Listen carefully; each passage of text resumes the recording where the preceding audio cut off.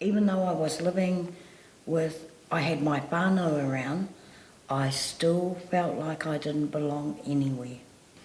Well, I came in stoned, absolutely stoned, because I was scared to come. Otherwise, I just wouldn't have come. So when I came in, I couldn't see a lot. But what I did see was this Māori woman walking up the middle of the aisle with no shoes on. And I was so blown away because to me, you could see it was a white church. And they let this big Māori woman with no shoes on up on the stage. That blew me away. So that's what brought me back. I'm so glad I came back because the very next weekend, and I'll never forget it as long as I live, Pastor Russell got up and told everyone in the church, when people come in, first they'll belong, then they'll believe, and then they'll behave. And I nudged my sister, but I just about nudged her right off the seat because I was like, I'm in, sister, I'm fucking in.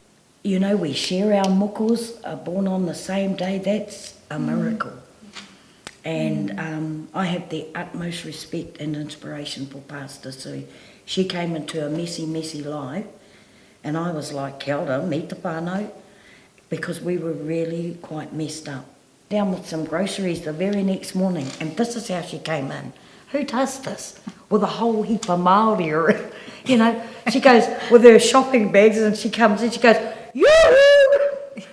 And all the bodies were there, and she put the kai on the bench, and then she yelled out to me and said, I'm taking you for breakfast.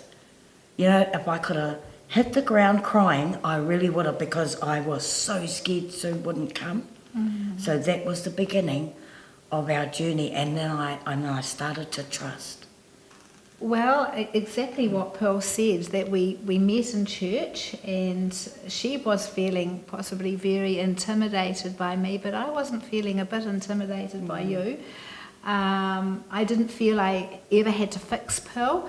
I just accepted her for who she is, and a woman who was grieving. And I suppose from my journey and of grief and losing my husband, I recognised the signs of sorrow, and to me you using was just a natural response to pain. It was huge for me because Pākehā and Māori don't get on. Because I come from an upbringing of, it's always been Pākehā's fault. And for me, it's been a real eye-opener. And I would say that I would stand on the top of the mountaintops and say, the only way we are going to make it in this nation is that Māori and Pākehā walk together and respect one another. And I really know that's how we are. I think there's a lot of misunderstanding when it comes to cultural differences. We actually have a lot in common, don't we? We do. If we take the time to actually listen to each other and come alongside each other and let those guards down, we actually have a lot in common. And I think that's the saddest thing, is that we don't allow ourselves to get into each other's space.